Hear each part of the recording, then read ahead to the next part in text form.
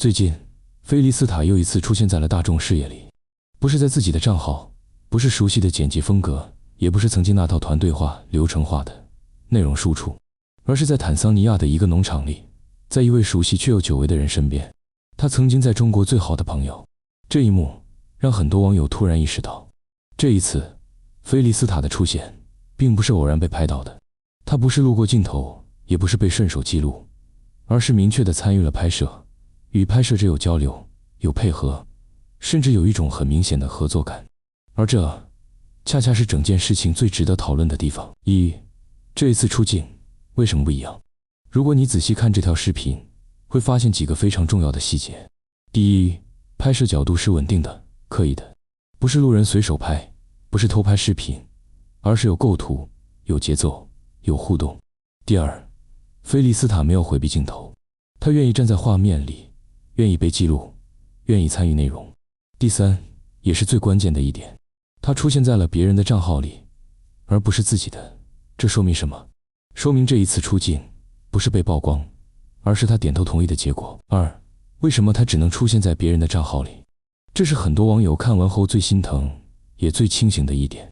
菲利斯塔曾经拥有500万粉丝级别的账号，那是他一点一点积累出来的影响力，是他人生中最重要的资产之一。但现在他却无法使用它，他不能在自己的账号里发声，不能用自己的平台告诉大家他在哪里，过得怎么样，只能通过出现在别人账号里的方式让大家看到他还在。这背后其实传递了一个非常明确的信息，菲利斯塔已经不再掌控自己曾经的账号，账号的控制权很可能已经回到了团队手里。三，账号没了，但人回来了。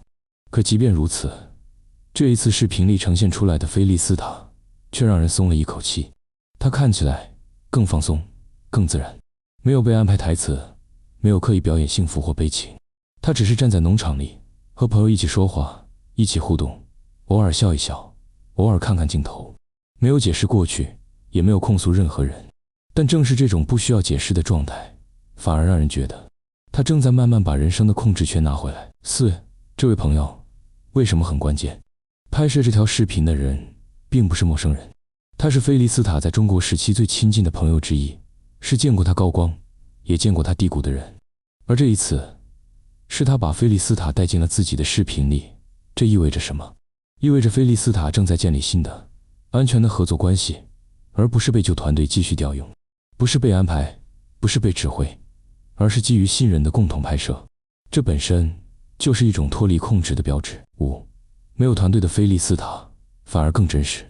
很多人可能会问一句话：没有团队，菲利斯塔还能做内容吗？从这条视频来看，答案是他可以，而且可能会更好。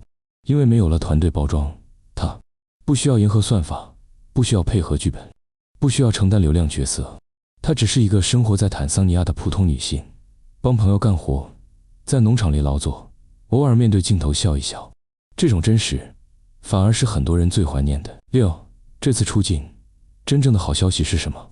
真正的好消息并不是他拍了视频，而是他愿意重新面对公众，他不再回避镜头，他看起来精神状态稳定、乐观。这说明什么？说明他已经不再处于被完全控制、被完全压制的状态里。哪怕账号没了，哪怕流量不在了，他这个人正在重新站出来。七，这或许只是一个开始。当然，我们也要保持理性。这并不意味着菲利斯塔已经完全走出困境，也不意味着他马上就能拥有新的平台，重新发声。